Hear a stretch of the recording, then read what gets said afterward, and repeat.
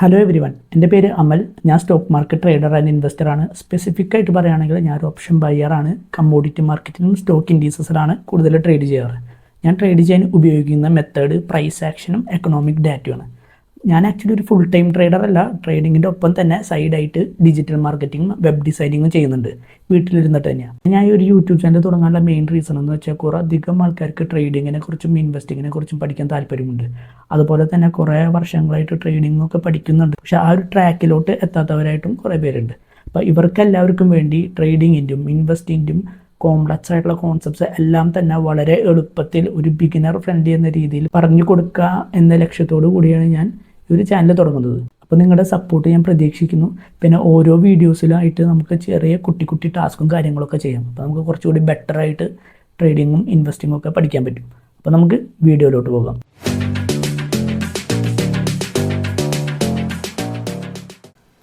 അപ്പോൾ ഇന്ന് തൊട്ട് നമ്മൾ ഫിനാൻഷ്യൽ ഫ്രീഡത്തേക്കുള്ള ജേണി ഒരുമിച്ച് സ്റ്റാർട്ട് ചെയ്യാൻ പോകണം. അതിനു മുമ്പ് എന്താണ് ഫിനാൻഷ്യൽ ഫ്രീഡം എന്ന് പറഞ്ഞിട്ട് തന്നെ സ്റ്റാർട്ട് ചെയ്യാം.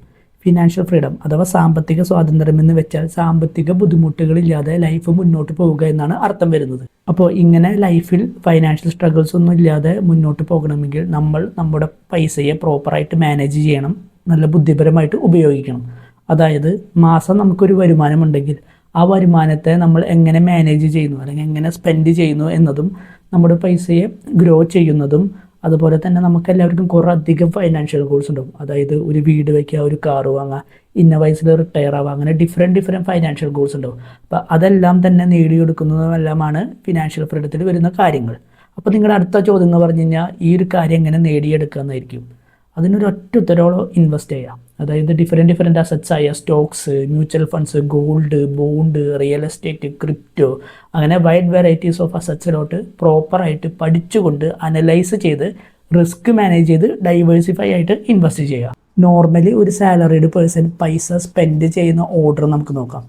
ആദ്യം നെസസിറ്റി, നമുക്ക് ഒഴിവാക്കാൻ പറ്റാത്ത കാര്യങ്ങൾ, അതായത് water bill, current bill, medicines, rent, പിന്നെ വീട്ടിലേക്കുള്ള പച്ചക്കറി, പലചരക്ക്, അങ്ങനത്തെ കാര്യങ്ങളൊക്കെ. രണ്ടാമത്തായിട്ട് കൂടുതൽ സ്പെൻഡ് ചെയ്യുന്നത് വാൺസ്, അത്യാവശ്യമല്ല എന്നാൽ ആവശ്യമായിട്ട് വരുന്ന സാധനങ്ങൾ, ലൈക്ക് ജ്വല്ലറി, ലക്ഷറി വാച്ച്, ഫ്രീക്വൻ്റായി പുറത്തുപോയി ഭക്ഷണം കഴിക്കുക, അങ്ങനത്തെ കാര്യങ്ങളൊക്കെ. മൂന്നാമത്തായിട്ട് കൂടുതൽ സ്പെൻഡ് ചെയ്യുന്നത് എൻ്റർടൈൻമെൻറ്റിനാണ്. അതായത് തിയേറ്ററിൽ പോയി സിനിമ കാണാൻ, ഏതെങ്കിലും OTT പ്ലാറ്റ്ഫോമിൻ്റെ സബ്സ്ക്രിപ്ഷൻസ് കാര്യങ്ങളൊക്കെ വാങ്ങാം, ലൈക്ക് നെറ്റ്ഫ്ലിക്സ്, ആമസോൺ, സ്പോട്ടിഫൈ, അങ്ങനത്തെ കാര്യങ്ങളൊക്കെ. നാലാമതായിട്ട് സ്പെൻഡ് ചെയ്യുന്നത് ഇൻവെസ്റ്റ്മെൻറ്റ്സിനാണ്. നമ്മൾ നേരത്തെ ഡിസ്കസ് ചെയ്ത പോലെ ഡിഫറെൻറ്റ് അസറ്റ്സിലോട്ട് ഇൻവെസ്റ്റ് ചെയ്യുന്നത്.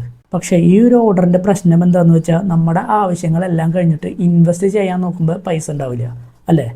അപ്പോൾ ആ ഒരു കാര്യം എങ്ങനെ സോൾവ് ചെയ്യാമെന്ന് ഞാൻ നിങ്ങൾക്ക് പറഞ്ഞുതരാം. അതിനായിട്ട് ഈ ഒരു ഓർഡർ നമ്മൾ ചേഞ്ച് ചെയ്യണം. ആദ്യം നമ്മൾ സ്പെൻഡ് ചെയ്യേണ്ടത് നെസസിറ്റിക്കാണ്, നമുക്ക് ഒഴിവാക്കാൻ പറ്റാത്ത കാര്യങ്ങൾ. പിന്നീട് സ്പെൻഡ് ചെയ്യേണ്ടത് ഇൻവെസ്റ്റ്മെൻറ്റ്സിനാണ്.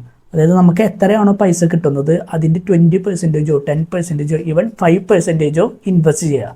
ബാക്കിയുള്ള പൈസ നമ്മുടെ മറ്റ് കാര്യങ്ങൾക്ക് പ്രയോറിറ്റി അനുസരിച്ച് ഡിവൈഡ് ചെയ്ത് ഉപയോഗിക്കുക. ഇപ്പോൾ സാലറി കുറവുള്ള ഒരാളാണെന്ന് വെക്കുക. അപ്പോൾ അവരുടെ അത്യാവശ്യങ്ങളെല്ലാം കഴിഞ്ഞിട്ട് ബാക്കി ചെറിയ ഒരു എമൗണ്ട് അവർക്ക് മാറ്റി വയ്ക്കാൻ പറ്റുന്നുള്ളൂ. അപ്പോൾ കൂടുതൽ ആൾക്കാരുടെ മൈൻഡ് സെറ്റ് എന്ന് പറഞ്ഞാൽ എൻ്റെ ചെറിയൊരു എമൗണ്ടല്ലേ ഉള്ളൂ, അത് ഇൻവെസ്റ്റ് ചെയ്ത് എന്ത് റിട്ടേൺ കിട്ടുക, ആ ഒരു രീതിയിലായിരിക്കും കൂടുതൽ പേര് ചിന്തിക്കുക. സാലറി കൂടുമ്പോൾ അല്ലെങ്കിൽ കൂടുതൽ പൈസ വരുന്ന സമയത്ത് ഇൻവെസ്റ്റ് ചെയ്യുമെന്ന് വിചാരിക്കും. പക്ഷേ കൂടുതൽ പൈസ വരുമ്പോൾ നമ്മുടെ എക്സ്പെൻസസും അതുപോലെ തന്നെ ആവശ്യങ്ങളെല്ലാം തന്നെ കൂടും. അപ്പോഴും ഇൻവെസ്റ്റിംഗ് നടക്കില്ല. നിങ്ങൾ മാസം ഒരു 100 രൂപ ഇൻവെസ്റ്റ് ചെയ്യാൻ വേണ്ടി മാറ്റി വയ്ക്കുക. അതിൻ്റെ ബെനിഫിറ്റ്സ് എന്താണെന്ന് ഞാൻ പറഞ്ഞുതരാം.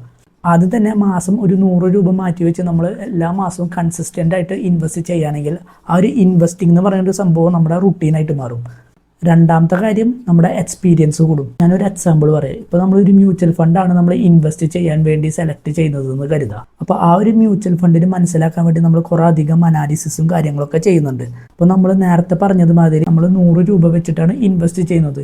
ഓരോ വട്ടം ഇൻവെസ്റ്റ് ചെയ്യുമ്പോൾ അല്ലെങ്കിൽ ഓരോ ഫണ്ട് നമ്മൾ സെലക്ട് ചെയ്യുമ്പോൾ നമ്മൾ അനാലിസിസും കാര്യങ്ങളൊക്കെ ചെയ്യുന്നുണ്ട്. അപ്പോൾ അങ്ങനെ ചെയ്യുമ്പോൾ നമ്മുടെ എക്സ്പീരിയൻസ് കൂടി കൂടാം. അങ്ങനെ കൂടുതൽ പൈസ കിട്ടി തുടങ്ങുന്ന ഒരു സമയത്ത് നമുക്ക് കുറച്ചുകൂടി ബെറ്റർ ആയിട്ടും എഫിഷ്യൻ്റ് ആയിട്ടും ഇൻവെസ്റ്റ് ചെയ്യാൻ പറ്റും. അപ്പോൾ എത്ര തന്നെ എമൗണ്ട് ആണെങ്കിലും, അതിപ്പോൾ ചെറുതാവാം വലുതാവാം, എന്ത് തന്നെയാണെങ്കിലും ഇൻവെസ്റ്റ് ചെയ്യാത്തവരാണെങ്കിൽ ഇൻവെസ്റ്റ് ചെയ്ത് തുടങ്ങാം. അപ്പോൾ ഞാൻ ആക്ച്വലി ഈ ചാനലിലൂടെ സ്റ്റോക്ക് മാർക്കറ്റിൻ്റെയും മ്യൂച്വൽ ഫണ്ടിൻ്റെയും കമ്മോഡിറ്റിൻ്റെയും ഒരു A to Z സീരീസാണ് പ്ലാൻ ചെയ്യുന്നത്. അപ്പോൾ ആദ്യം നമുക്ക് മ്യൂച്വൽ ഫണ്ട്സിലോട്ട് എങ്ങനെ ഇൻവെസ്റ്റ് ചെയ്യാമെന്ന് പഠിക്കാം. അതിനുശേഷം ട്രേഡിങ് പഠിക്കാം. ആദ്യം നമുക്ക് സ്റ്റോക്സിൽ ട്രേഡ് ചെയ്യാൻ പഠിക്കാം. അതിനുശേഷം ഫ്യൂച്ചേഴ്സ് ആൻഡ് ഓപ്ഷൻസ്, ഡെറിവേറ്റീവ് മാർക്കറ്റിൽ എങ്ങനെ ട്രേഡ് ചെയ്യുന്നത് പഠിക്കാം. അതിനുശേഷം കമ്മോഡിറ്റി മാർക്കറ്റിൽ എങ്ങനെ ട്രേഡ് ചെയ്യുന്നത് പഠിക്കാം. കമ്മോഡിറ്റി മാർക്കറ്റ് പഠിക്കുന്ന സമയത്ത് ഫോറക്സിൻ്റെയും ബോണ്ട് മാർക്കറ്റിൻ്റെയും ബേസിക് കാര്യങ്ങൾ നമ്മൾ കവർ ചെയ്യുന്നതാണ്. കാരണം ഫോറക്സിൻ്റെയും ബോണ്ട് മാർക്കറ്റിനും കുറച്ച് ഡാറ്റാസ് കമ്മോഡിറ്റിയിൽ ആവശ്യമായിട്ട് വരുന്നുണ്ട്. പിന്നീട് നമുക്ക് നോക്കിയിട്ട് ബോണ്ട് മാർക്കറ്റിൻ്റെയും ഫോറക്സ് മാർക്കറ്റിൻ്റെയും അഡ്വാൻസ്ഡ് കാര്യങ്ങളൊക്കെ പഠിക്കാവുന്നതാണ്. അപ്പോൾ ഈ ഒരു വീഡിയോ നിങ്ങൾക്ക് യൂസ്ഫുൾ ആയി എന്ന് കരുതുന്നു. യൂസ്ഫുൾ ആയെങ്കിൽ ലൈക്ക് ചെയ്യുക, സബ്സ്ക്രൈബ് ചെയ്യുക, അതുപോലെ നിങ്ങളുടെ ഫ്രണ്ട്സിന് ഷെയർ ചെയ്യുക. അപ്പോൾ നമുക്ക് അടുത്ത വീഡിയോയിൽ കാണാം. അതുവരെ trade smart and keep learning.